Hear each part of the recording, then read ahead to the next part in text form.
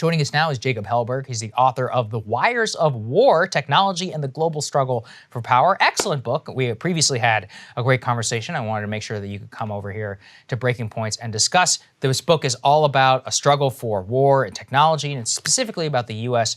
and China. Jacob, give us a little bit of a preview of this in the context of all of the craziness that we're seeing right now with Taiwan.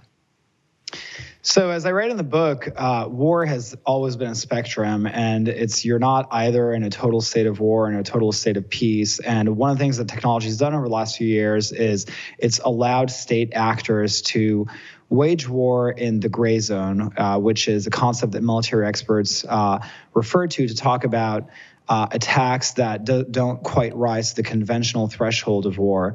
That has become a pervasive aspect of international politics because technology now infuses every aspect of our lives. And with Taiwan, you have a situation that has been at the epicenter of gray zone conflict and what I call the gray war. And unfortunately, we're now reaching a point where it could potentially turn into a hot war. So the immediate thing that we got from listeners as they're looking at the news about Xi Jinping saying that the Taiwan and China, mainland China, reunifies, people are desperately afraid right now. Like, what's just the temperature check when you're looking at the situation in Taiwan and how it relates to what you're writing about? It's probably the most dire in our lifetimes. I don't think we've ever had a situation where we realistically face the scenario of an actual hot war between major powers that are nuclear powers nonetheless. I was born on the day of the fall of the Soviet Union, so I've never known that in my lifetime. The reason that we care about Taiwan and that it is actually a core interest of the United States is for four main reasons: for computer chips, maritime trade routes, submarine cables, and precedent.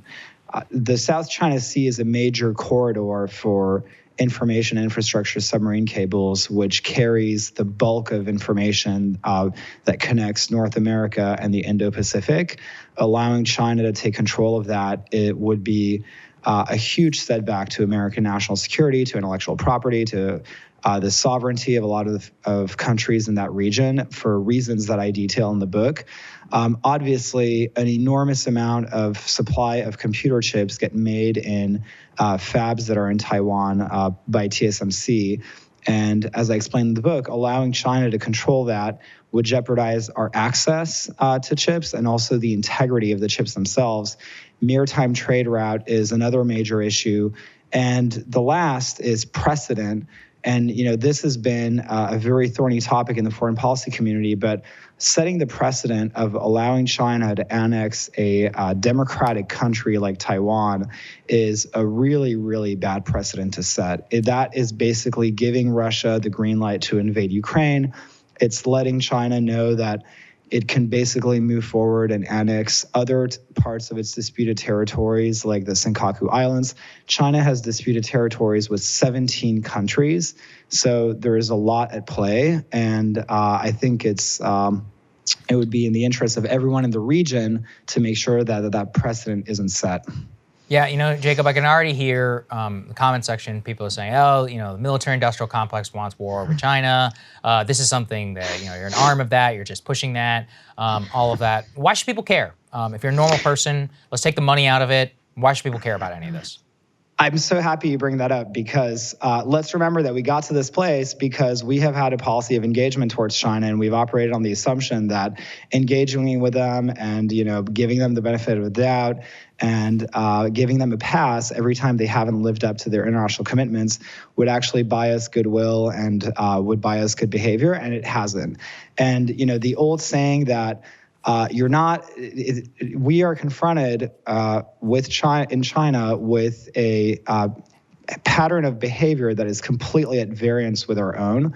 This is an autocratic regime that operates very, very differently from democratic systems that we're used to at home. At the end of the day, what you're seeing is the behavior habits of Xi Jinping at home are being mirrored abroad. And deterrence works, and it's worked throughout history. And as Michelle Flournoy pointed out, it is the erosion of American deterrence in the Asia Pacific that is actually inviting the kind of aggressive behavior that could actually culminate in a war, not the other way around. I'm really glad you hit that, because people should learn lessons from history. And obviously the cliche is that, it doesn't repeat, but it rhymes. But when we're looking at the rhetoric that people are engaging in, people will often say things like, well, actually placing backing for Taiwan will actually increase the chances of war. But if you look at the 1930s, it was the lack of commitment to democratic countries. It was actually a lack of commitment to the idea that we would defend territorial integrity that actually increased the chances of war. Once again, situations are going to differ, but it's important to look at how these things are not just as simple as pro-peace, anti-war. But the question I'd ask for you is, what drives Xi Jinping to take the approach that he's taking? Because what I don't quite understand is, if you want to reunify, from their perspective, China, you want to have Hong Kong, you want to have Taiwan by 2049, the 100th anniversary of the CCP's takeover of the country, why don't you just prove that China is a good model and the Taiwanese people would want to actually join, rather than just trying to take things by force? Well, Xi Jinping is 68 years old, so the window in his personal life to make this part of his legacy is finite. He doesn't have forever. He also sees that window narrowing for strategic reasons in the region.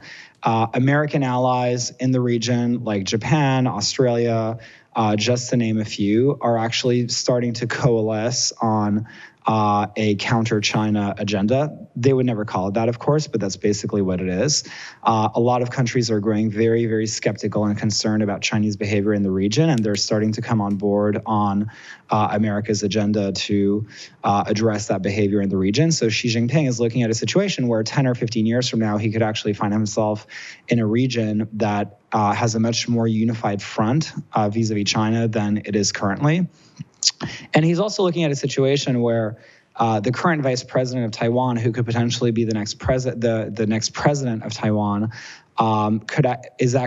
has outwardly supported independence, and so that is something that is really scary for China, because it's potentially a signal that Taiwanese politics are trending in a more pro-independence direction.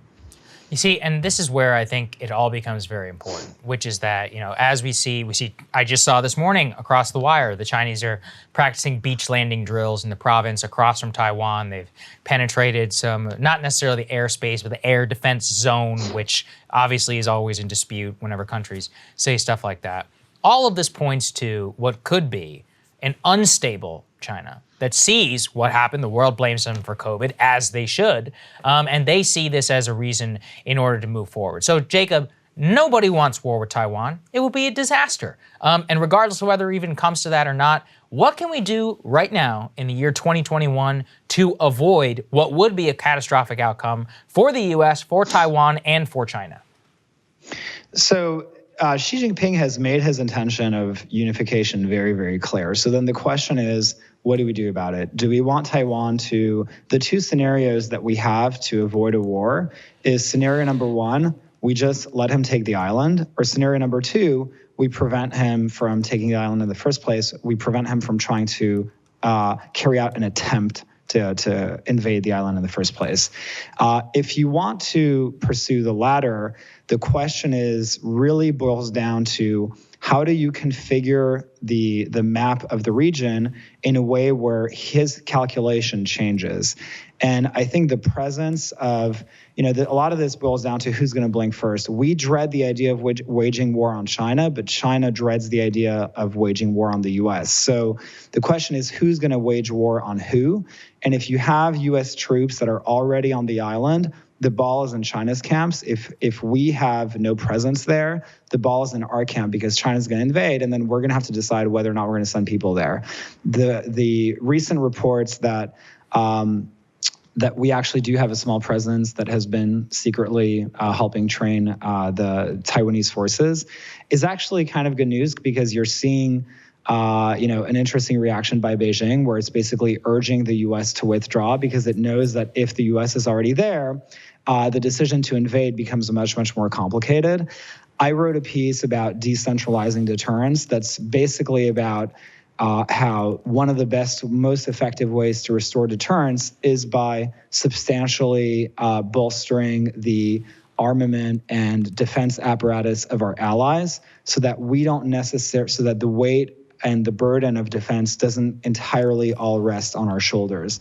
And that was the model that we carried out during World War II. I mean, we were the arsenal of democracy, but through the Lend-Lease program and through a lot of other programs, we actually armed our allies. It was a very effective model, and I think that there's something to be said about carrying out a modern day approach version of that. Yeah, I think that's really well said. Jacob, we really appreciate you joining us. Thank you. I think the book is excellent and people should buy it. We'll have a link down there in the description. Go ahead, Marshall. And we have a excellent podcast with Jacob coming out tomorrow, day of the book launch. So be sure to subscribe to The Realignment and check that out as well, too. It's really great. We get into all these broader issues, a lot of good stuff there. That's right. Thanks, Jacob. Appreciate it. Thanks so much for having me. Absolutely. Okay, guys, thank you so much for watching. Marshall, thanks for sitting in. You just plugged The Realignment, but you can go ahead and do it again. Where can people check it out? Yeah, so people can find us on YouTube. We're actually really crossing 50, so thank you to everyone for supporting there. Love getting into the comments of everyone. And you could also subscribe. We're on Spotify, Apple Podcasts, everywhere you find your downloads. There you go. And I appreciate everybody watching. We really do, both Krystal and I. It means the world. The only way, really, that we can keep the lights on here, given what we're dealing with YouTube and demonetization, is if you guys can help us by becoming a premium subscriber today. The link is down there in the description. We deeply appreciate all of the support. It makes it so that we don't have to care if we have to play a copyrighted clip or if we want to cover a certain story, even though that we know it's not going to work. It's the one way we can ensure our absolute independence. So thank you all very much. Krystal will be back here in the studio tomorrow, and we will see you all then.